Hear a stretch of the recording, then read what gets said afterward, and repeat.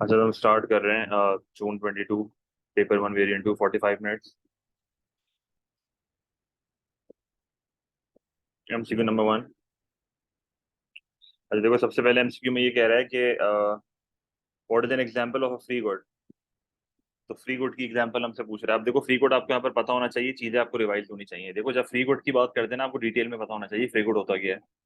देखो, free good एक ऐसा गुड होता है, जब से पहली बात, जिसकी डिमांड एंड सप्लाई इक्वल होती है एट जीरो प्राइस। ठीक है, तो ये आप डायरेक्ट ये नहीं बोलना कि ये फ्री होता है, आप ये बोलोगे कि demand and supply equal at zero price. ये सबसे पहली स्टेटमेंट है जो कि फ्री गुड में दी जाती है। दूसरी स्टेटमेंट, ये वो गुड्स होते हैं जिनमें there are no resources are used for their enjoyment. मतलब अगर आपको एक फ्री गुड इस्तेमाल करना है तो आपको कोई भी फैक्टर ऑफ प्रोडक्शन की जरूरत नहीं है, और अगर किसी रिसोर्स की जरूरत नहीं है तो इसका मतलब there will be no opportunity cost. मतलब अगर तुम कोई रिसोर्स इस्तेमाल ही नहीं कर रहे, तो क्या तुम कभी भी ये बोलोगे कि यार यहाँ रिसोर्स लगा रहा हूँ, यहाँ भी लगा सकता था? ऐसी कोई स्टेटमेंट ही नहीं होगी जब कोई रिसोर्स ही इस्तेमाल नहीं हो रहा है। सही है। एग्जाम्पल इसकी बहुत सिंपल है, एयर इसकी एग्जाम्पल है, सी वाटर इसकी एग्जाम्पल है, सही है, सनलाइट इसकी एग्जाम्पल है। तो ये मल्टीपल कुछ इसकी एग्जाम्पल है। डिफेंस की अगर मैं बात करता हूँ तो defence is a pure public good, क्योंकि इसमें दो फीचर्स होते हैं जो कि नॉन राइवलरी के होते हैं और नॉन एक्सक्लूडेबल होते हैं। सही है, नॉन राइवलरी होते हैं और नॉन एक्सक्लूडेबल होते हैं, तो ये defence is a public good. Education की जब हम बात करते हैं तो एजुकेशन क्या है? Education is a private good. सही है, एजुकेशन क्या है? Education is a private good, क्योंकि इसमें राइवलरी और एक्सक्लूडेबिलिटी दोनों आते हैं। हेल्थ सर्विसेज की अगर मैं बात करता हूँ तो हेल्थ सर्विसेज भी प्राइवेट गुड है। पर सनशाइन की अगर मैं बात करता हूँ तो सनशाइन एक फ्री गुड है। सही है। तो एक चीज बस हमेशा याद रखना, हर वो चीज जो गवर्नमेंट प्रोवाइड करती है वो पब्लिक गुड नहीं होती, ये भी आपको पता होना चाहिए। हर वो चीज जो गवर्नमेंट प्रोवाइड करती है वो पब्लिक गुड नहीं होती। जैसे पब्लिक स्कूल्स, पब्लिक हॉस्पिटल्स, ये गवर्नमेंट प्रोवाइड करती है, पर आप इसको स्कूल और हॉस्पिटल को आप पब्लिक गुड नहीं बोलोगे, स्कूल और हॉस्पिटल प्राइवेट गुड होते हैं। तो ये टाइप ऑफ गुड्स आपके बहुत स्ट्रांग होने चाहिए। आपको एक और चीज पता होनी चाहिए कि इकोनॉमिक गुड क्या होता है। इकोनॉमिक गुड इसका कंप्लीट ऑपोजिट है। एक और फीचर मैं भूल गया जो कि बिल्कुल सही कह रहे हो, अबंडेंट सप्लाई में ये होते हैं। अनलिमिटेड मेरे ख्याल में स्टेटमेंट इतनी अच्छी नहीं होती, पर अबंडेंट सप्लाई वाली चीज सही है। जब इकोनॉमिक गुड की बात करते हैं ना, तो इकोनॉमिक गुड का अगर आपको एंजॉय करना है इकोनॉमिक गुड, तो इकोनॉमिक गुड में there are resources used. Economic good में अगर रिसोर्सेज यूज हो रही है तो इसका मतलब अपॉर्चुनिटी कॉस्ट भी है, लिमिटेड सप्लाई में भी होते हैं। ठीक है, तो ये बहुत आपको क्लियर होना चाहिए। Question number 2, a student has nothing to do on a Friday evening. She withdraws $5 from $100 she has in a saving account। ठीक है, तो एक स्टूडेंट है जिसके पास आपकी तरफ फारिग है, और इसने $5 निकाल लिए $100 में से। सही है, और इसने जो है ना वो एक प्रेजेंट खरीद लिया पार्टी में जाने के लिए, to which the admission is free. मतलब पार्टी में घुसने के लिए एडमिशन फ्री है।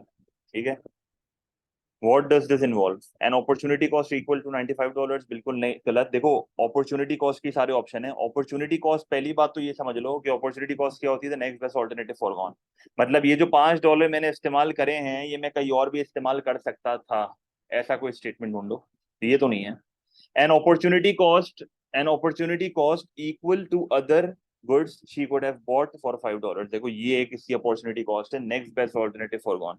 मतलब ये $5 इसने यहाँ पर लगाए प्रेजेंट लेने के लिए, ये कुछ और खरीद सकती थी इससे, तो ये आपकी अपॉर्चुनिटी कॉस्ट है। No opportunity cost, no opportunity cost ये सिर्फ फ्री गुड के केस में एग्जिस्ट करता है। ऐसा कोई सिनेरियो नहीं होता दुनिया में जिसमें अपॉर्चुनिटी कॉस्ट ना हो, सिवाय फ्री गुड के। सही है।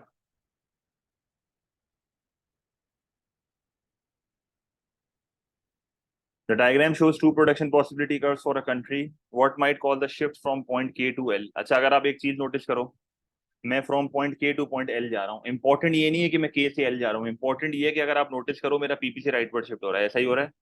पीपी से राइट वर्ड शिफ्ट होने का मतलब क्या है? कि कंट्री का प्रोडक्टिव पोटेंशियल बढ़ गया, कंट्री का प्रोडक्टिव पोटेंशियल बढ़ गया, कंट्री के मैक्सिमम आउटपुट्स बढ़ गए। ऐसा ही हो रहा है।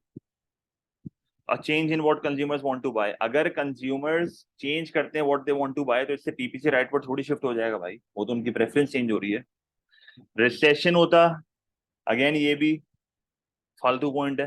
रिसेशन का मतलब है इनसाइड द पीपीसी हम आ जाते हैं। रिसेशन का कॉन्सेप्ट और इकोनॉमिक ग्रोथ का कॉन्सेप्ट जो एक्चुअल की, बेसिकली रिसेशन की कॉज क्या होती है? एग्रीगेट डिमांड का कम होना। तो इससे तो आपकी इनसाइड द पीपीसी आती जो भी होता, क्योंकि एग्रीगेट डिमांड के चेंज होने से इनसाइड द पीपीसी वाला पॉइंट आगे पीछे होता है। सही है, याद है, अनएम्प्लॉयमेंट वाली चीज है ये। तो ये भी नहीं होगा। मोर इन्वेस्टमेंट एक ऑप्शन यहाँ पर हो सकता है, the use of previously unemployed resources. अगर आप प्रीवियसली अनएम्प्लॉयड रिसोर्सेज को यूज करते हो, अगेन जो भी होगा इनसाइड द पीपीसी होगा, जो भी होगा इनसाइड द पीपीसी होगा, इससे प्रोडक्शन पॉसिबिलिटी का शिफ्ट नहीं होता। सही है, तो C is the right answer. Clear है? तो क्वेश्चन 3 का आंसर सी। और अगर एलिमिनेशन मेथड से भी अगर आप देखो ना, तो स्ट्रेट फॉरवर्ड आप सी ही सेलेक्ट करते, बाकी जो है ना बहुत ज्यादा क्वेश्चनेबल थे। Question number 4, which relationship would be studied by an economist specializing in macroeconomics? देखो आपको पता होना चाहिए माइक्रो और मैक्रो का फर्क। माइक्रो इकोनॉमिक्स इंडिविजुअल की स्टडी है, micro economics individual market, individual इंसान, कोई पर्सन या कोई इंडस्ट्री। सही है। Macro economics is the study of whole economy. सही है, macro economics is the study of whole economy. The relationship between inflation rate and unemployment, पूरी इकोनॉमी की बात हो रही है, पूरी इकोनॉमी की बात हो रही है, तो फिर आंसर यहाँ पर होगा A. The relationship between an output of a firm and its cost of production, एक बिजनेस की बात हो रही है, तो फिर माइक्रो लेवल पे बात कर रहा है ये। The relationship between the price of a product and the quantity demanded by a consumer, एक इंडिविजुअल की बात हो रही है, फिर ये माइक्रो की बात कर रहा है। The relationship between the wage rate of workers and the demand for labour in an occupation, एक ऑक्यूपेशन की बात हो रही है, एक मार्केट की बात हो रही है, अगेन ये माइक्रो का कॉन्सेप्ट है। तो माइक्रो मैक्रो की डेफिनेशन आपको पता होनी चाहिए नोट से, और इनका फर्क आपको पता होना चाहिए। तो ये तो बड़ा आसान एमसीक्यू था, अगर आपको ये चीज पता थी, इसमें गलत नहीं होना चाहिए। In recent years a government has started to make more use of the free market system। देखो फ्री मार्केट सिस्टम एक ऐसा मार्केट सिस्टम होता है where there is private sector. ठीक है, प्राइवेट सेक्टर क्या होता है? जहाँ पर सारी ओनरशिप प्राइवेट ओनर्स के पास होती है, प्राइवेट कंज्यूमर्स के पास होती है, और सारा प्राइस मैकेनिज्म का सिस्टम चल रहा होता है, डिमांड एंड सप्लाई होता है वगैरह वगैरह। However, they are doing it very slowly to avoid the disadvantages that a free market system might bring। Obviously, disadvantages तो आते हैं, सबसे बड़ा disadvantage ही मार्केट फेलियर होता है। सही है। तो ये कह रहा है what is the possible disadvantage of the free market system, मतलब फ्री मार्केट सिस्टम का पॉसिबल डिसएडवांटेज बता दो। तो डिक्रीज इंसेंटिव टू वर्क, ऐसा बिल्कुल भी नहीं होता। There is an increased incentive to work. क्यों? मार्केट इकोनॉमी में क्यों इंक्रीज इंसेंटिव होता है? ये हमने पिछले पेपर में भी देखा था मेरे ख्याल में। भाई आपको पता होना चाहिए कि मार्केट इकोनॉमी में हम प्रॉफिट मोटिव से काम करते हैं, पैसों के लिए काम करते हैं, तो इंसेंटिव बहुत बड़ा है वहां पे, पैसे से बड़ा कोई इंसेंटिव नहीं होता। डिक्रीज लेवल्स ऑफ पोल्यूशन, ऐसा बिल्कुल भी नहीं होता, इंक्रीज्ड लेवल्स ऑफ पोल्यूशन होते हैं। सही है, इंक्रीज लेवल ऑफ पोल्यूशन होते हैं, मार्केट फेल होती है, एक्सटर्नल कॉस्ट होती है। ठीक है, डीमेरिट गुड की कंजम्पशन ज्यादा होती है, तो ये तो और मसला है। एफिशिएंसी का बढ़ना, एफिशिएंसी का बढ़ना एक एडवांटेज है। इंक्रीज इनइक्वालिटी ऑफ इनकम, ये बिल्कुल एक सही स्टेटमेंट है। मैंने आपको पहले भी बताया था मार्केट इकोनॉमी में जो था फॉर हुम टू प्रोड्यूस का क्वेश्चन, तो फॉर हुम टू प्रोड्यूस का क्वेश्चन क्या होता है? फॉर होम टू प्रोड्यूस का जो आंसर मार्केट इकोनॉमी में दिया जाता है वो क्या दिया जाता है? फॉर दोज हु पे, जिसके पास पैसा होगा उसको यहाँ पर चीजें मिलेंगी। क्योंकि यहाँ पर minimum to no government intervention है, तो गरीबों का ख्याल रखने वाला कोई भी नहीं होगा। Poor will always suffer, there will always be income inequality in a market system. ये सबसे बड़ा मसला ये है, क्योंकि ये इनकम का रीडिस्ट्रीब्यूशन करना गवर्नमेंट की जिम्मेदारी होती है, मैक्रो इकोनॉमिक ऑब्जेक्टिव भी है ये। सही है, क्वेश्चन 5 का answer is C. What will cause the demand curve for a good to shift to the right? Right पे जाने का मतलब क्या हो गया? राइट के जाने का मतलब हो गया डिमांड कर्व राइट पर शिफ्ट हो रहा है, डिमांड बढ़ रही है, इंक्रीज हो रही है। A decrease in disposable income of consumers, अगर कंज्यूमर्स की इनकम कम हो रही है ना, तो वो चीजों की डिमांड भी कम कर देंगे। जनरली ऐसा ही होता है। अगर हम टाइप ऑफ गुड की डिटेल में जाए वो अलग बात है, पर सवाल में कोई हिंट नहीं दी हुई है नॉर्मल इंफीरियर की। तो जनरली अजम्पशन यही होती है कि जब एक बंदे की इनकम कम होती है, तो वो जो है वो बेसिकली डिमांड क्या कर देता है? डिमांड कम कर देता है। A decrease in the price of a compliment good, अब कॉम्प्लीमेंट गुड की प्राइस कम हो रही है, इसका मतलब बेसिकली हम क्या कह सकते हैं कि भाई फॉर एग्जाम्पल गाड़ी की प्राइस लेट से कम हो गई। सही है, अब गाड़ी की प्राइस जब कम होगी तो पेट्रोल की डिमांड क्या होगी? बढ़ जाएगी। तो इस तरह का यहाँ पर सिनेरियो है कि गाड़ी सस्ती हो गई तो पेट्रोल की डिमांड बढ़ गई। तो 6 का आंसर यहाँ पर क्या होगा? B. A decrease in the price of a substitute, जब कोक सस्ती होगी तो पेप्सी की डिमांड कम हो जाएगी। A decrease in the price of a good, जब प्राइस पे चेंज आता है तो डिमांड कर्व के ऊपर क्या आती है? मूवमेंट आती है। सही है, जब प्राइस चेंज होती है तो डिमांड कर्व पे मूवमेंट आती है, ये शिफ्ट की बात कर रहा है बेटे। सही है, तो 6 का आंसर बी होगा।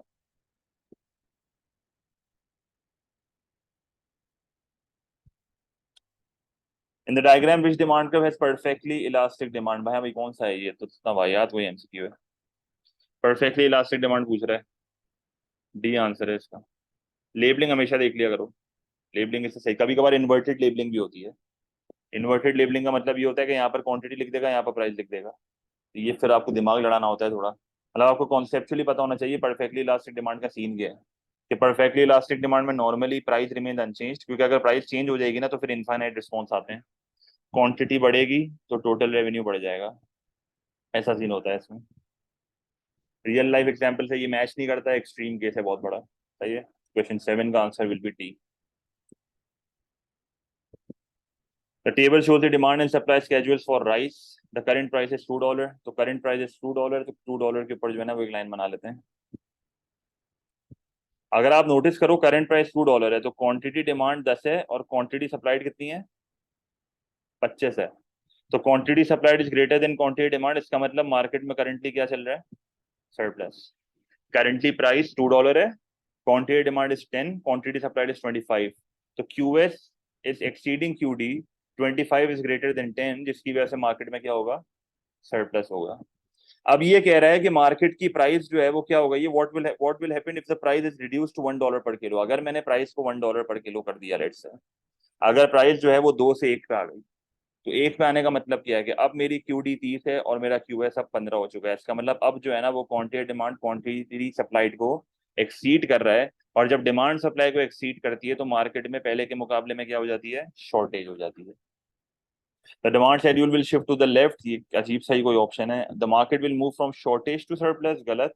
The market will move from surplus to shortage, ये सही बात कर रहा है, पहले सरप्लस था and the market is moving towards the shortage. The supply schedule will shift to the right, again ये भी फालतू ऑप्शन है। तो सी यहाँ पर एक परफेक्ट आंसर है आपका। Question number 9, the diagram shows fixed cost, variable cost and total cost of a firm at output S. अच्छा, what distance represent the firm's variable cost, आपको पता होना चाहिए। ओरिजिन से जो लाइन शुरू होती है, देखो लेबलिंग किया है कॉस्ट एंड आउटपुट, ठीक है। वेरिएबल कॉस्ट आपको याद होगी, changes with the level of output. अगर आउटपुट जीरो होगा तो वेरिएबल कॉस्ट भी जीरो होगी, वेजेस हो गया, रॉ मटेरियल की कॉस्ट हो गई। तो अगर आउटपुट जीरो होगा तो वेरिएबल कॉस्ट भी जीरो होगी, जैसे जैसे आउटपुट बढ़ेगा तो कॉस्ट बढ़ेगी। तो इसका मतलब ओरिजिन से जो डंडी शुरू हो रही है ना, वो टोटल वेरिएबल कॉस्ट की डंडी है। क्लियर है ये चीज, ओरिजिन से जो डंडी शुरू हो रही है वो टोटल वेरिएबल कॉस्ट की डंडी है, कोई मसला। अच्छा फिर अगर मैं आपको कहता हूँ जीरो लेवल ऑफ आउटपुट है, अगर मैं आपको कहता हूँ जीरो लेवल ऑफ आउटपुट है और मुझे अपनी टोटल कॉस्ट निकालनी है, तो कैसे निकालूंगा, total fix cost plus total variable cost.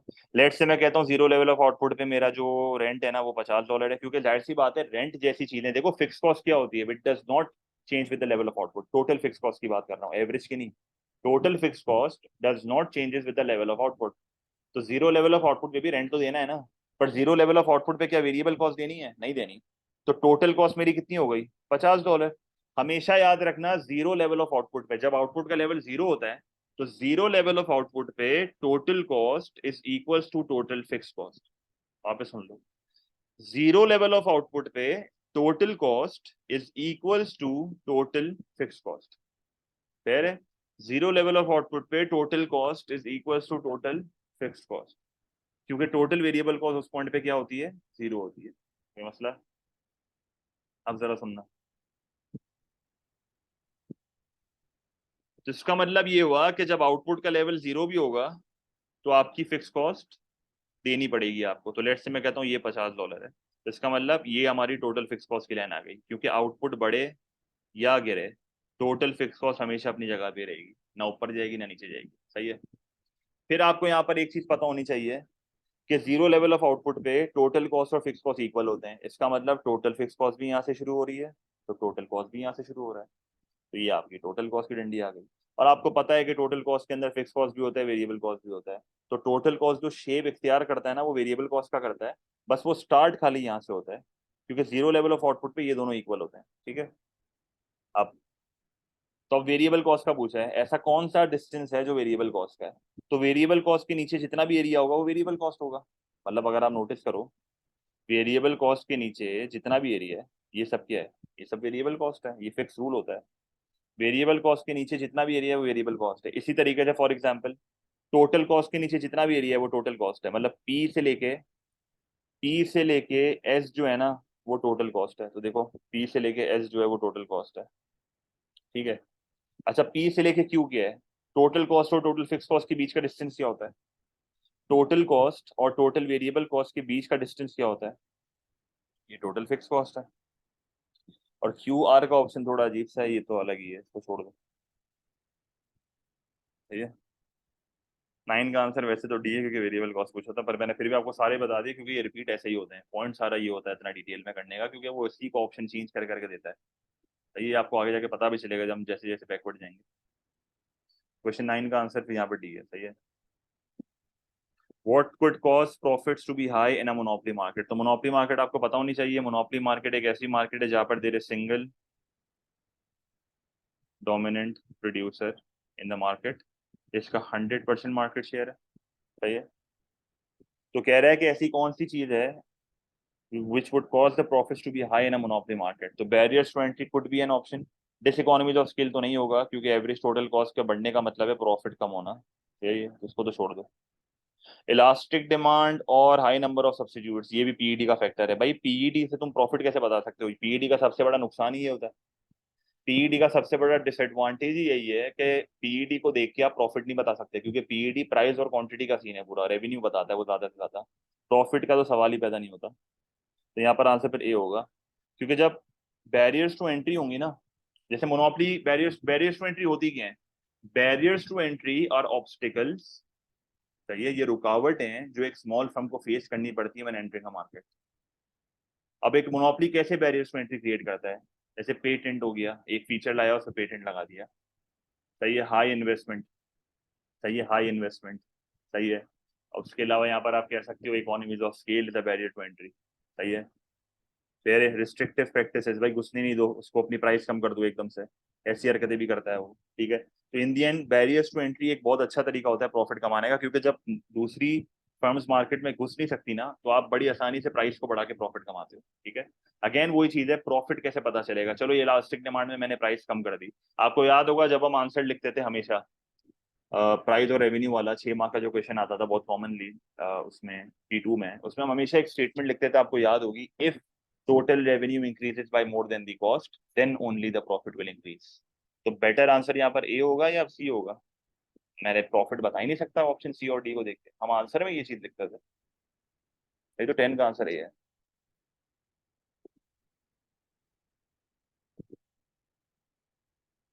Question number 11।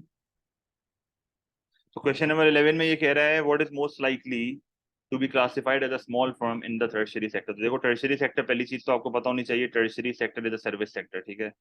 Services वाली बात कर रहा है यहाँ पे, क्लियर है? बिल्कुल ऐसा ही है।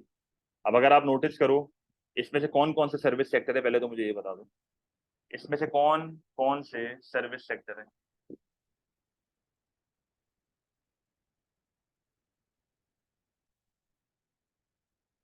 इसमें से कौन कौन से सर्विस सेक्टर है? बहुत सिंपल सवाल पूछा है।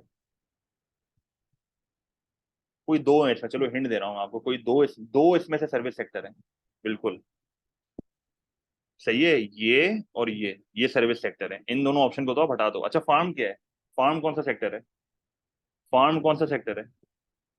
और स्टील वर्क कौन सा सेक्टर है? फार्म प्राइमरी है और स्टील वर्क कौन सा है? सेकेंडरी है, मैन्युफैक्चरिंग है। सही है। तो इसमें से स्मॉल फर्म कौन सी होगी? हेयर ड्रेसर में से या सुपरमार्केट में से स्मॉल फर्म कौन सी होगी? पूछ रहा है ना, which is classified as a small firm. Small firm क्या होगा? हेयर ड्रेसर होगा। सही है। देखो इस तरह एलिमिनेशन से करा करो, कभी गलत नहीं करोगे। सही है। 11 का आंसर बी है। Question number 12। Germany is considered a capital intensive economy. देखो कैपिटल इंटेंसिव इकोनॉमी क्या होती है? Capital intensive economy is an economy जहाँ पर मशीन ज्यादा होती हैं, लेबर कम होते हैं। रिलेटिवली का वर्ड बहुत इंपॉर्टेंट है यहाँ पे। While Indonesia is considered a labor intensive economy, इसका मतलब labor is more compared to machines. What does this mean about the economies of Germany and Indonesia? तो पहला ऑप्शन ये कह रहा है कि capital is relatively cheaper than labor in Germany। बिल्कुल सही कह रहा है। अगर जर्मनी में मशीन सस्ती है relatively than labor, तो ऑब्वियस सी बात है, ये एक एक्सप्लेनेशन है कि Germany is a capital intensive economy. While labour is relatively cheaper than capital in Indonesia. अगर इंडोनेशिया में लेबर सस्ता है मशीन से, then it is an explanation कि Indonesia is a labour intensive economy. तो ए परफेक्टली मैच कर रहा है। बाकी फिर भी मैं आपके साथ पढ़ रहा हूँ। Germany has primary sector workers while Indonesia has tertiary sector workers. अगर कोई लेना देना नहीं है इसका सवाल से, क्या बोल रहा है, अजीब सी बात कर रहा है।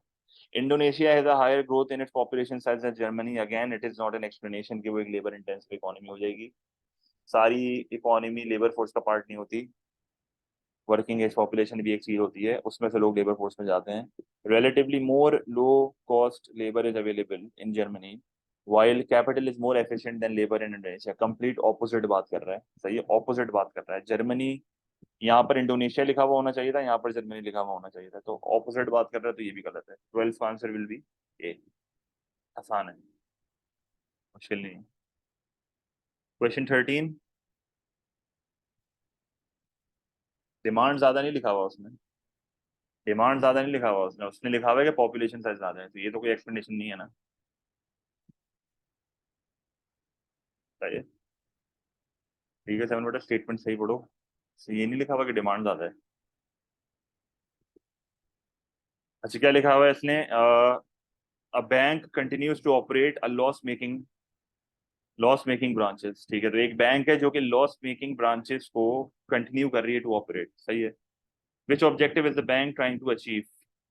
Growth could be an option, पर अगर इससे बेहतर ऑप्शन होगा तो वो सेलेक्ट करेंगे। Growth could be an option, देखना तो पहले।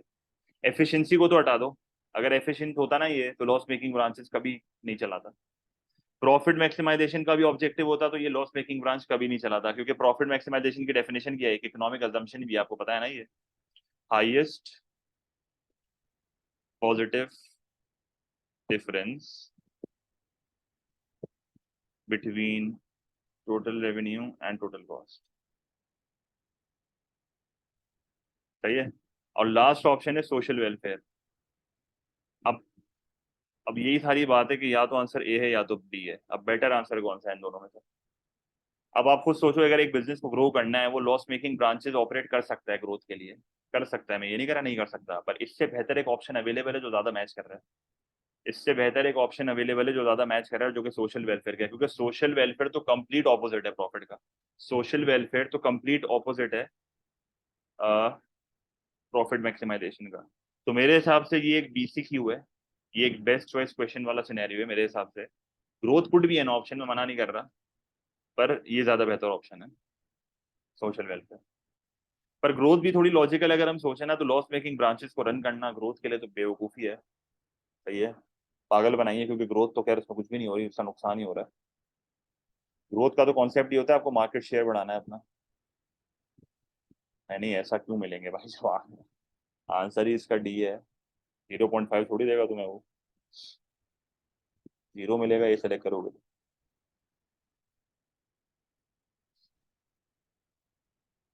ग्रोथ पॉसिबल है, क्योंकि भाई जाहिर सी बात है, आप ज्यादा से ज्यादा वो कर रहे हो। लॉस मेकिंग ब्रांचेस थोड़ी अजीब सी बात है। कम प्रॉफिट कर ली थी या ब्रेक इवन कर ली थी तो फिर आप सेलेक्ट कर लेता ये ऑप्शन, वरना ये तो बोल रहे लॉस है, तो लॉस में तो मेरे हिसाब से ग्रोथ तो वैसे भी बेकार ऑप्शन है। हमेशा इससे बेहतर ऑप्शन अवेलेबल होगा। सोशल वेलफेयर ही इसका आंसर होगा, परफेक्ट आंसर है बिल्कुल। ये सोशल वेलफेयर का मतलब आप सोसाइटी की वेलबींग के लिए काम कर रहे हो, लोगों की वेलबींग के लिए, मतलब अपना फायदा नहीं देख रहे। मतलब जैसे फॉर एग्जाम्पल मैं आपको ये इसकी एग्जाम्पल देता हूँ एक। जैसे गवर्नमेंट है, गवर्नमेंट जैसे रेलवे गवर्नमेंट के अंदर आता है। सही है।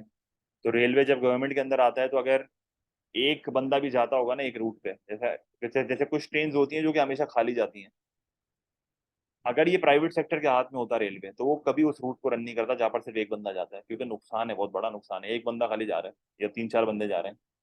गवर्नमेंट उस रूट को हमेशा चलाएगा, क्योंकि गवर्नमेंट का ऑब्जेक्टिव प्रॉफिट नहीं होता, सोशल वेलफेयर होता है। तो जब हमें नुकसान भी हो रहा होता है और हम लोगों की अवेलेबिलिटी में रहते हैं, तो इसका मतलब आपका फिर ऑब्जेक्टिव सोशल वेलफेयर है। सही है। तो यहाँ पर यही हो रहा है, ग्रोथ से तो बहुत ही बेहतर ऑप्शन सोशल वेलफेयर है।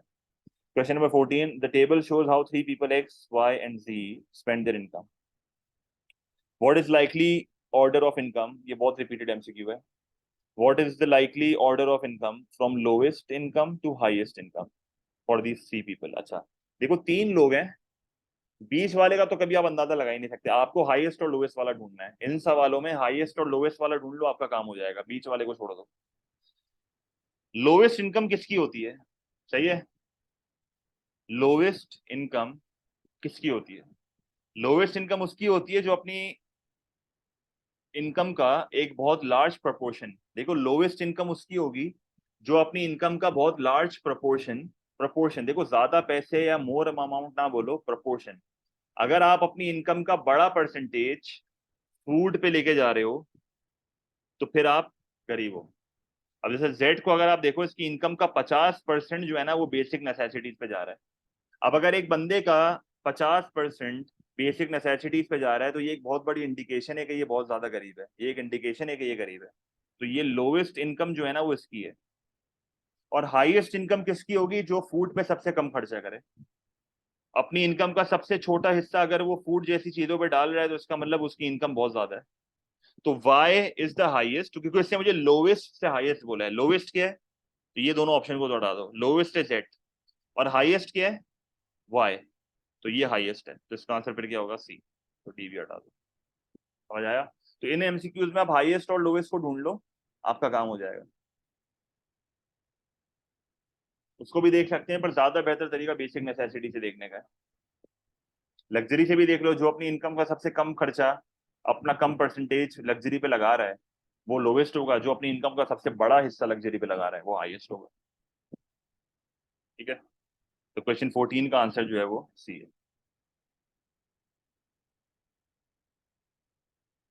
क्वेश्चन नंबर 16, 15, बल्कि क्या था ये 14 था, तो 15, 15 में क्या कह रहा है ये? Which activity is correctly linked to the organisation that provides it. तो बेसिकली ये फंक्शंस ऑफ बैंक का क्वेश्चन है, आपको क्लियर होने चाहिए ये। अब सेंट्रल बैंक का काम होता है to regulate the rate of inflation, जो कि बिल्कुल सही काम है। पॉलिसी लगाता है ना वो, मॉनेटरी पॉलिसी लगा के उसको रेगुलेट करता है, इन्फ्लेशन को संभालता है, टारगेट सेट करता है।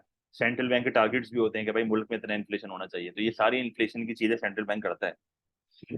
बैंक ऑफ ऑल बैंक्स होती है ये, सही है, गवर्नमेंट की बैंक्स होती हैं। Central bank set direct taxes, direct taxes central bank set नहीं करती। सेंट्रल बैंक का काम होता है इंटरेस्ट रेट को सेट करना, मनी सप्लाई को कंट्रोल करना और एक्सचेंज रेट को भी देखना। ये काम इनका नहीं होता। Commercial bank private sector banks होती हैं जो कि प्राइवेट ओनरशिप में होती हैं, प्रॉफिट मोटिव उनका ऑब्जेक्टिव होता है। Manage the government financial accounts, ये कमर्शियल बैंक नहीं करती, सेंट्रल बैंक करती है। Save guard the countries foreign reserves, खजाना मुल्क का, गोल्ड और फॉरेन करेंसी रिजर्व्स, तो ये काम भी सेंट्रल बैंक करती है। तो kindly functions of bank revise कर लीजिएगा अगर आपने ये एमसीक्यू गलत किया है, होना नहीं चाहिए, बहुत सिंपल एमसीक्यू है ये। तो 15 का answer will B A.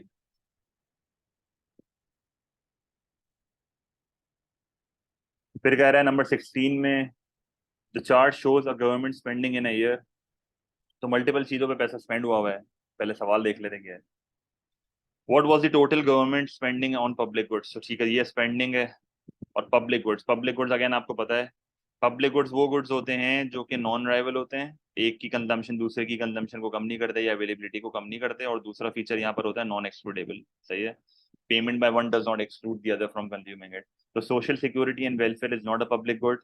Health and education, हर वो चीज जो गवर्नमेंट प्रोवाइड कर रही है या गवर्नमेंट जिस पे स्पेंड कर रही है वो पब्लिक गुड नहीं होती। तो लाजमी तौर पे भाई ये पता होना चाहिए, ये ऐसी गलती नहीं करना पेपर में।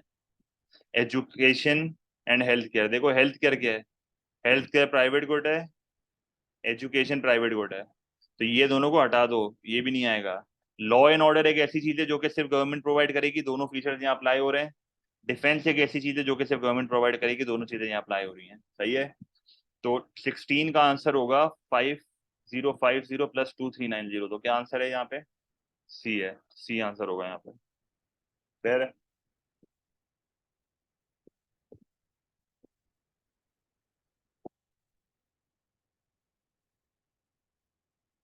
अभी 10 बार एक चीज बोली है, वापस वही सवाल। हेल्थ एंड एजुकेशन भी तो गवर्नमेंट प्रोवाइड करती है। अबे भाई हर वो चीज जो गवर्नमेंट प्रोवाइड करती है वो पब्लिक गुड नहीं होती, ये लिख लो रोमन में अपने पास।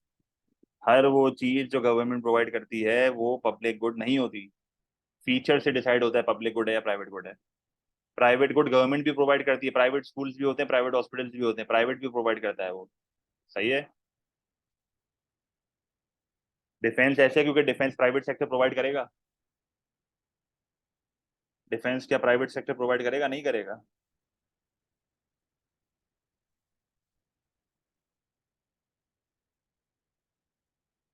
सही है। ये कोई गुड नहीं है ना आबिद, ये कोई गुड नहीं है, तभी उसको सेलेक्ट नहीं करा है।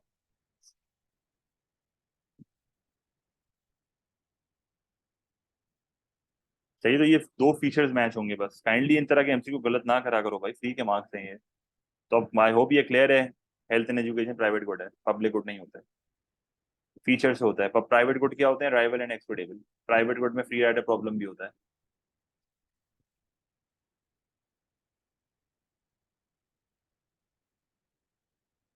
Question number 17, a government levies specific tax on supply of cigarettes ना। तो स्पेसिफिक टैक्स का मतलब होता है पर यूनिट टैक्स, सही है। स्पेसिफिक टैक्स का मतलब क्या होता है? पर यूनिट टैक्स, ये लिख लो अपने पास। स्पेसिफिक टैक्स का मतलब है पर यूनिट, जो सिगरेट के डब्बों पे लगता है। जैसे हर डब्बे पे 10 रुपए का टैक्स, ठीक है। तो अगर मैं सिगरेट के डब्बे पे टैक्स लगाता हूँ तो कॉस्ट बढ़ेगी, और कॉस्ट के बढ़ने से सप्लाई क्या होगी? कम। तो पहला चेंज तो ये आया। At the same time it starts a campaign to explain the health risk of smoking cigarette. अगर मैं एज अ गवर्नमेंट एक कैंपेन स्टार्ट कर देता हूँ और लोगों को हेल्थ रिस्क बताता हूँ स्मोकिंग सिगरेट से, तो इससे क्या होगा? इससे क्या होगा मतलब वही पर यूनिट जो गुड पे लग रहा है वो होता तो इनडायरेक्ट टैक्स ही है, पर मैं आपको बता रहा हूँ कि स्पेसिफिक का मतलब होता है पर यूनिट। स्पेसिफिक का मतलब होता है पर यूनिट। मुझे एक सिंपल सा यहाँ पर जवाब दो, अगर मैं लोगों को हेल्थ रिस्क बताना शुरू कर दूं सिगरेट के, तो इससे डिमांड पे क्या इफेक्ट आएगा? डिमांड कम होगी। तो पहले तो डिमांड सप्लाई आइडेंटिफाई करना है। तो डिमांड कम हो रही है, सप्लाई भी कम हो रही है, तो पहला ऑप्शन देख लो। अच्छा, हमेशा याद रखना, जो चीज बढ़ती है सीधे हाथ पे जाती है, जो चीज कम होती है उल्टे हाथ पे जाती है। तो ये देखो सप्लाई किधर जा रहा है? उल्टे हाथ पे जा रहा है। तो इस ऑप्शन में सिर्फ सप्लाई कम हो रही है, तो ये ऑप्शन नहीं हो सकता। दूसरे वाले ऑप्शन में सप्लाई बढ़ रही है, सिर्फ सप्लाई बढ़ रही है, तो ये भी नहीं हो सकता। तीसरे वाले ऑप्शन में आप नोटिस करो, सप्लाई कम हो रही है और डिमांड भी कम हो रही है, तो ये ऑप्शन होगा। और ऑप्शन डी में सप्लाई बढ़ रही है और डिमांड भी बढ़ रही है, ये नहीं होगा। भाई तो सी आंसर होगा इसमें। भाई 17 का आंसर विल बी सी।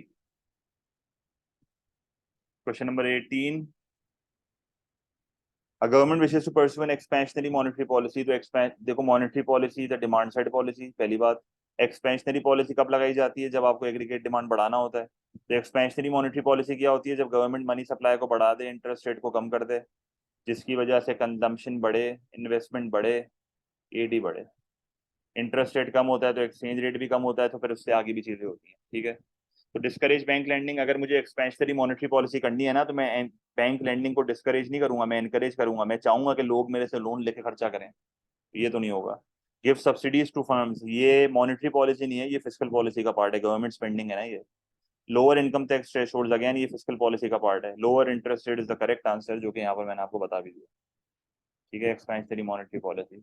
18 का आंसर बहुत आसान है यार, मेरे हिसाब से तो कुछ भी इसमें गलत नहीं होना चाहिए। ये गलत किया था किसी ने?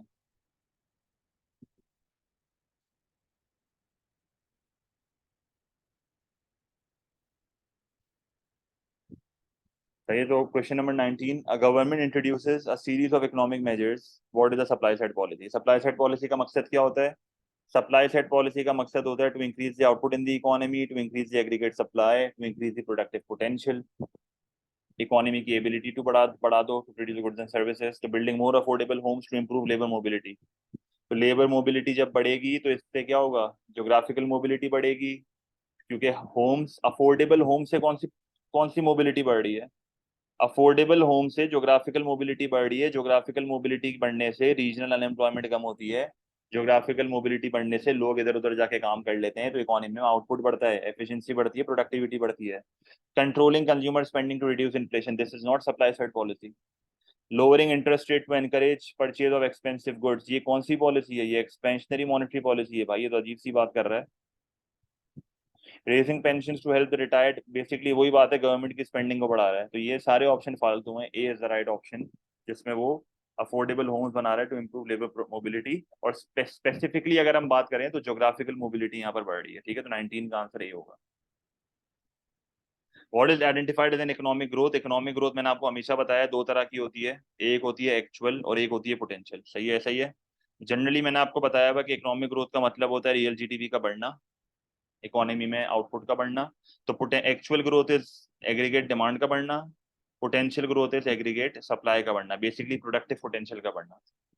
A fall in the labor productivity is not economic growth. An increase in the productive capacity of the economy, देखो potential word है, तो ये potential growth की बात हो रही है. An increase in the consumer price index, consumer price index बढ़ने का मतलब क्या है कि इकोनॉमी में प्राइस लेवल बढ़ रही है, इकोनॉमी में इन्फ्लेशन आ रही है. The economy enters the period of recession, again फालतू ऑप्शन है, इसका मतलब है कि जीडीपी कम हो रहा है. तो 20 का आंसर बी होगा. ये भी आसान है. हाँ.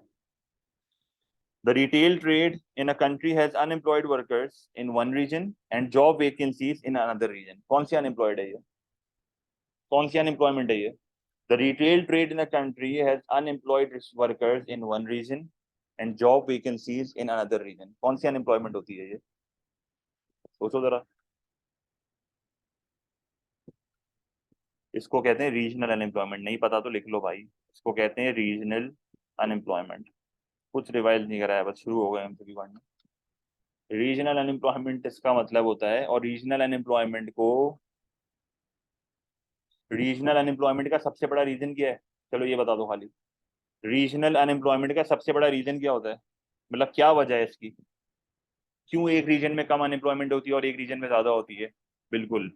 रीजनल अनएम्प्लॉयमेंट की सबसे बड़ी वजह जो होती है वो ज्योग्राफिकल इमोबिलिटी होती है. क्या होती है? Geographical immobility.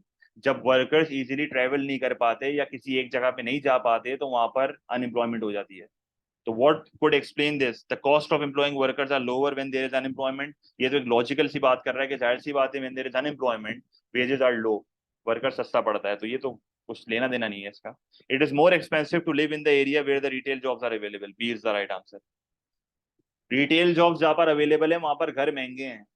ज्योग्राफिकल इमोबिलिटी हो रही है, इसकी वजह से लोग वहां पर जाके रह नहीं पा रहे, वहां पर जाके जॉब नहीं कर पा रहे. तो फिजिकल मूवमेंट अलाउ नहीं कर रही ये चीज कि उस इलाके में इतने महंगे घर हैं. सही है. Retailing demands the same skills everywhere. The geographical mobility of labor has increased. Decrease हो रही है तभी तो मसला आ रहा है. Decrease हो रही है तभी तो मसला आ रहा है. समझ आया? फेयर है. ये बहुत अच्छा एमसीक्यू था. आपको इतनी चीजें पता होनी चाहिए, वरना आप ये नहीं कर पाओगे. ये तो फिर तुक्का लगाओगे खाली.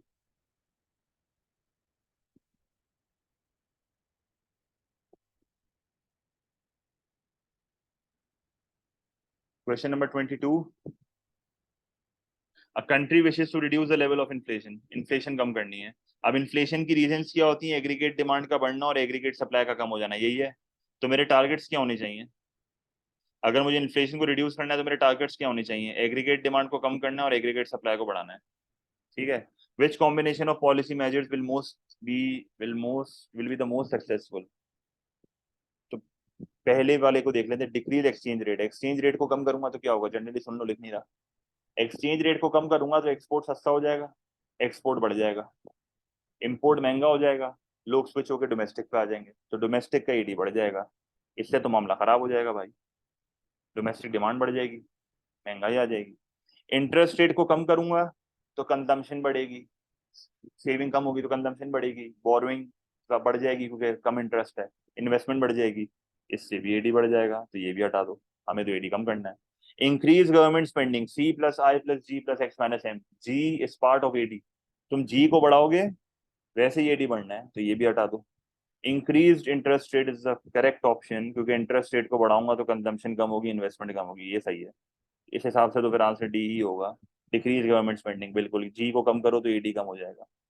डी आंसर है. वो कितना आसानी से हो गया, सारे देखने भी नहीं पड़े.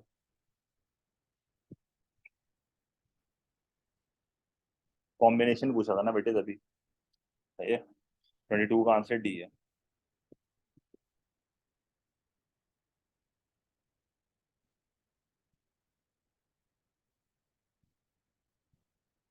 Question number 23.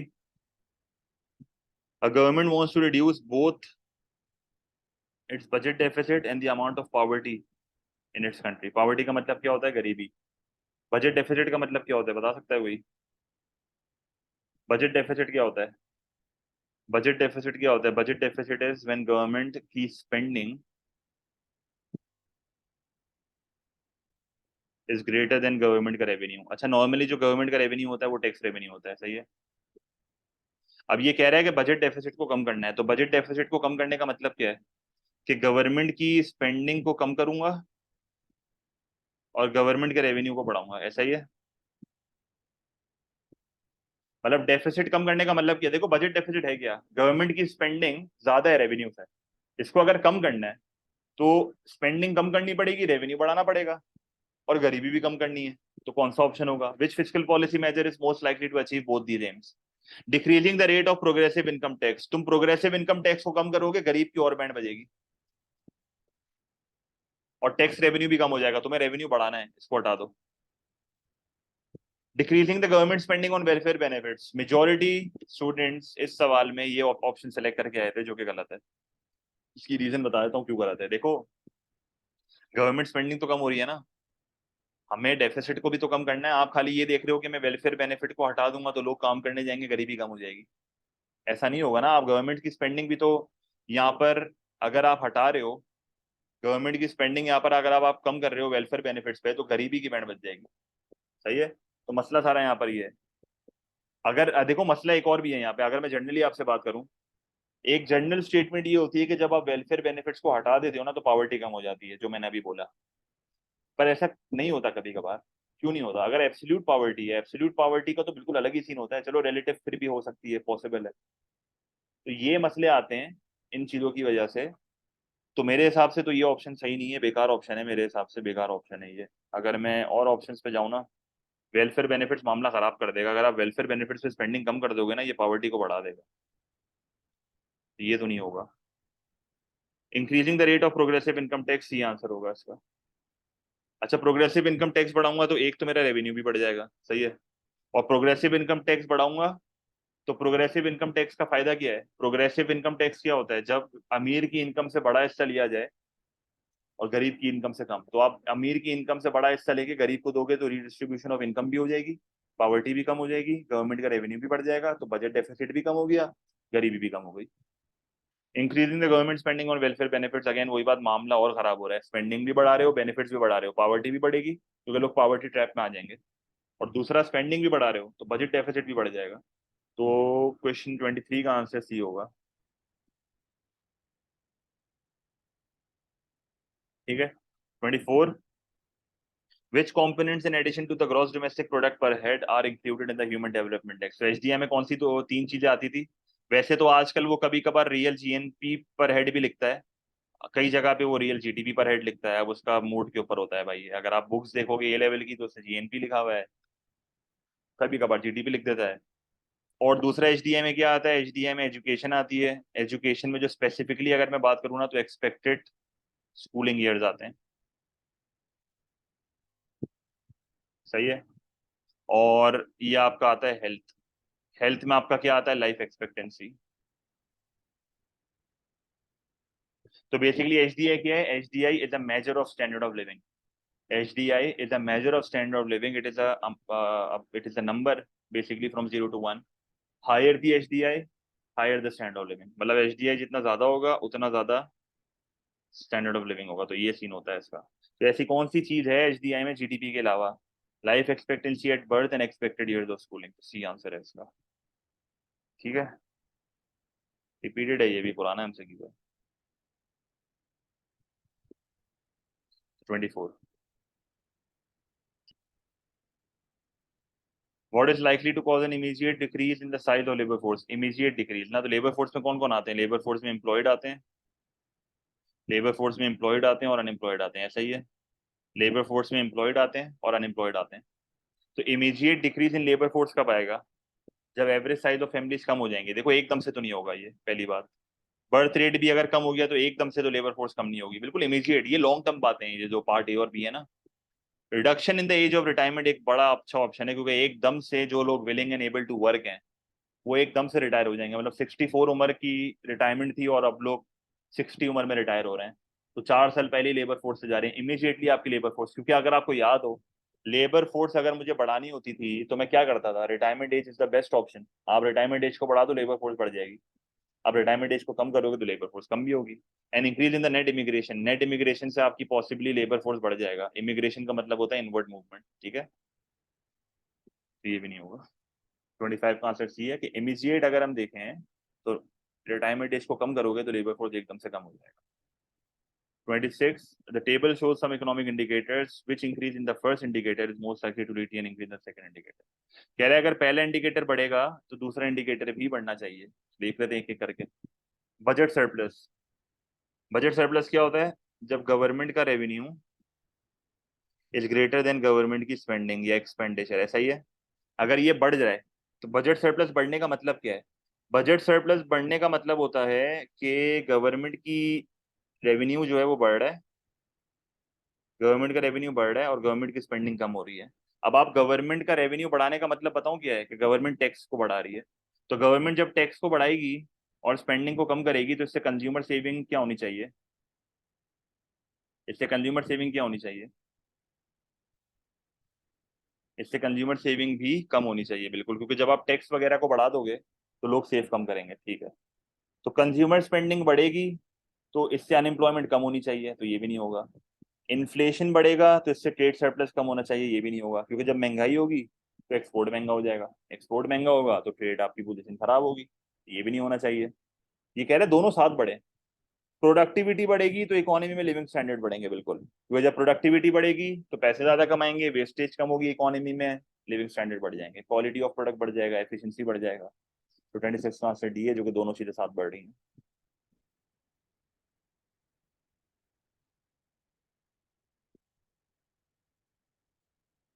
The price of currency in a fixed exchange rate is reduced. Fixed exchange rate में, फिक्स्ड एक्सचेंज रेट में कौन से दो टर्मिनोलॉजीज इस्तेमाल होती हैं हमेशा? Devaluation and revaluation. अगर एप्रिसिएशन और डेप्रिसिएशन है तो फिर कौन से वाले में इस्तेमाल होता है ये वर्ड? ये वर्ड फ्लोटिंग एक्सचेंज रेट में इस्तेमाल होता है. सही है. तो अगर मैंने अपनी करेंसी को डेलिबरेटली कम करा है तो फिर वो डीवैल्यूएशन है. अगर ये किसी ने गलत किया है तो फिर थोड़ी टेंशन ले लो, बिल्कुल गवर्नमेंट इंटरवीन करती है. सही है. तो फिक्स एक्सचेंज रेट में जब आप करेंसी को कम करते हो तो करेंसी डीवैल्यू होती है. गलत नहीं होना चाहिए भाई, बहुत आसान एमसीक्यू है. रिवीजन थोड़ा कर लेना चाहिए एमसीक्यू करने से पहले एक बार. 27 का सी है. कभी कभार बेसिक चीजें गलत हो जाती हैं जब चीजें रिवाइज नहीं होती. 28, a government remove the quota. Quota क्या है? फिजिकल लिमिट ऑन इम्पोर्ट्स ना. अब मैंने रिमूव कर दिया, जब रिमूव करूंगा तो इम्पोर्ट क्या हो जाएंगे? बढ़ जाएंगे. What is most likely to result from this? ठीक है. A decrease in demand for domestic production. अगर पहले के मुकाबले में वापसी इंपोर्ट बढ़ जाएंगे तो क्या होगा? अगर पहले के मुकाबले में वापसी इंपोर्ट बढ़ जाएंगे तो लोग स्विच कर जाएंगे ना इंपोर्ट पे, तो इससे डोमेस्टिक डिमांड कम हो जाएगी और जिसकी वजह से डोमेस्टिक की प्रोडक्शन कम हो जाएगी. तो फिर ये तो आंसर नहीं होगा, ये तो आंसर नहीं होगा, बल्कि यही होगा, सॉरी यही होगा, decrease in demand for product. हाँ यही होगा, सॉरी, यही आंसर होगा. Decrease in domestic unemployment. अगर एडी बढ़ रहा है, क्योंकि देखो ना मैं इसी से कनेक्ट कर रहा हूँ, इंपोर्ट बढ़े तो एडी कम हुआ, एडी कम हुआ तो डोमेस्टिक प्रोडक्शन कम हुई, तो ए तो आंसर हो गया. पर जब एग्रीगेट डिमांड कम होगा तो इससे अनएम्प्लॉयमेंट क्या होगी? बढ़नी चाहिए. सही. अनएम्प्लॉयमेंट क्या होगी? बढ़नी चाहिए. तो ये डिक्रीज तो नहीं हो रही, ये इंक्रीज हो रही है, पहली बात. डिक्रीज इन एक्सपोर्ट्स, इसका लेना देना नहीं है, इस ऑप्शन का लेना देना नहीं है. और decrease in the balance of trade deficit, increase होगा बैलेंस ऑफ ट्रेड डेफिसिट. क्यों? क्योंकि एम बढ़ रहा है. 28 का यही है, ये आंसर है. सी नहीं हो सकता ना बेटा, लेना देना ही नहीं है इसका. बात इंपोर्ट की हो रही है, एक्सपोर्ट डिक्रीज क्यों होंगे भाई? मतलब मोस्ट लाइकली बोला है, मोस्ट लाइकली, चलो हो सकता है ये, पर मोस्ट लाइकली तो ए है ना. हाँ आप ये कह सकते हो कि आपका आउटपुट डोमेस्टिक कम होगा तो आपके एक्सपोर्ट भी कम हो जाएंगे, पर लंबी चेन है, इससे बेहतर आंसर क्या है? ए. ये मोस्ट लाइकली वाले जो एमसीक्यू होते हैं ना, ये बीसीक्यू होते हैं, हमेशा याद रखना, बेस्ट चॉइस. ठीक है. 29, what is most likely to result from a reduction in the value of currency there are no other change in the economy. ठीक है. तो वापस देखो मोस्ट लाइकली वाली बात कर रहा है. बेहतर, सबसे बेहतर ऑप्शन क्या है? एक्सचेंज रेट कम हो रहा है ना, तो एक्सचेंज रेट कम होने का मतलब है करेंसी की वैल्यू कम हो रही है, करेंसी की वैल्यू कम होती है तो एक्सपोर्ट की प्राइस गिर जाती है और इंपोर्ट की प्राइस बढ़ जाती है. अब जरा देख लेते हैं सबसे मोस्ट लाइकली क्या है. अ trade in goods surplus will fall. मुझे बताओ ट्रेड इन गुड्स किस पे डिपेंडेंट है? सरप्लस डेफिसिट होगा किस पे डिपेंडेंट है? याद है डेप्रिसिएशन का 8 मार्क का सवाल किया था, एडवांटेज डिसएडवांटेज का, डेफिसिट भी होता है सरप्लस भी होता है, तो किस पे डिपेंड करता है ये? मोस्ट लाइकली तो नहीं बोलोगे ना तुम उसको, ये पीईडी पे डिपेंड करता है बिल्कुल। तो ये तो आंसर नहीं होगा, एक अच्छा आंसर चाहिए मुझे यहाँ पे। एक्सपोर्ट प्राइजेस विल राइज, बिल्कुल गलत है, एक्सपोर्ट प्राइजेस विल फॉल, ये भी नहीं होगा। इम्पोर्ट प्राइस विल राइज, सी एक स्ट्रेट फॉरवर्ड आंसर है। Inflation rate will fall, again depends on elasticity. Although import price के बढ़ने से इम्पोर्टेंट इन्फ्लेशन आ सकती है, एक्सपोर्ट प्राइस के गिरने से डिमांड पुल इन्फ्लेशन भी आ सकती है। इन्फ्लेशन फॉल तो नहीं होगी, नॉर्मली राइज ही होगी, पर फॉल भी हो सकती है अगर मैं इलास्टिसिटीज को चेंज कर दूं, पीईडी के assumption चेंज कर दूं। तो again most likely option is C, पर नॉर्मली हम डेप्रिसिएशन से इन्फ्लेशन ही करके दिखाते हैं, तभी इसने फॉल का ऑप्शन दिया। अगर राइस का होता ना सब वो कर देते, पर अगेन वो आंसर नहीं होता अगर ये दोनों, अगर सी और डी मेरे पास होते और डी ऑप्शन ये होता कि inflation will rise, although inflation rise होती है, इंपोर्टेड इन्फ्लेशन भी होती है, डिमांड पुल भी होती है, फिर भी हम सी सेलेक्ट करते हैं क्योंकि सी इज अ बेटर आंसर। सही है। और 30, the government of low income countries often allow foreign multinational to mine minerals in their country. Low income countries जरूरी multinational को allow करती है। Which conflict between the benefit and cost might, which conflict between the benefit and cost might this cause the low income countries? ठीक है। Which conflict between benefit and cost might this cause the low income countries? अच्छा, balance of trade तो improve होगा, ये अच्छी बात है। Higher employment होगा, अच्छी बात है। Increase profits for MNCs, benefit नहीं है। मोर सस्टेनेबल डेवलपमेंट नहीं हो रही। ट्रेनिंग बाय एमएनसीज कॉस्ट तो नहीं है, ये तो बेनिफिट है। Loss of finite resources cost है, एफिशिएंट प्रोडक्शन कॉस्ट नहीं है, इकोनॉमिक ग्रोथ कॉस्ट नहीं है। तो कौन से दो ऑप्शन मैच कर रहे हैं? ये वाले दो ऑप्शन मैच कर रहे हैं, बी आंसर है इसका। ठीक है, हायर एम्प्लॉयमेंट भी बेनिफिट है, और पर नुकसान यहाँ पर यही है कि आप माइन कर रहे हो मिनरल्स को, जब आप मिनरल्स को माइन करोगे तो जाहिर सी बात है there will be a loss of a finite resource, limited resource आपकी खत्म हो रही है, मिनरल्स है, लैंड है। सही है।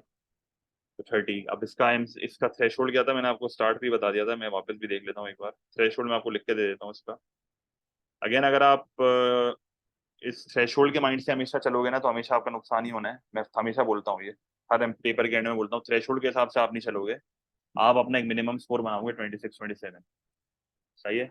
अगर मैं इस पेपर की स्पेसिफिकली बात करता हूँ तो ये पेपर में जो है ना वो 22 आउट ऑफ 30 पे उसने ए दे दी है, पर हमारा टारगेट ए स्टार है। ए स्टार के लिए आपको एटलीस्ट 26, 27, 28 चाहिए। मैं तो बोलूंगा 29 भी लाओ, पर अगेन मैं अनरियलिस्टिक टारगेट नहीं दूंगा। हाँ, अगर आप 29 ला सकते हो तो बहुत अच्छी बात है, 30 ला सकते हो तो और भी अच्छी बात है, पर मिनिमम 28, 27 पे अगर आप आ गए ना तो आपका ए स्टार आराम से आएगा, क्योंकि P1 ग्रेड को ऊपर लाता है। P1 में इतनी ताकत है कि वो ग्रेड ऊपर उठा भी सकता है और गिरा भी सकता है। तो 22 पे ए था, 19 पे बी है, 17 पे सी है। देखो दो दो मार्क्स पे ग्रेड चेंज हो रहे हैं। 14 पे देखो डी है। सही है। 12 पे देखो क्या है, ई है। और 12 के नीचे फिर यू है। सही है। तो 24 भी इस पेपर में मैं बोलता हूँ लो स्कोर है, एटलीस्ट 26, 27 वाला पेपर था ये आसान पेपर है मेरे हिसाब से।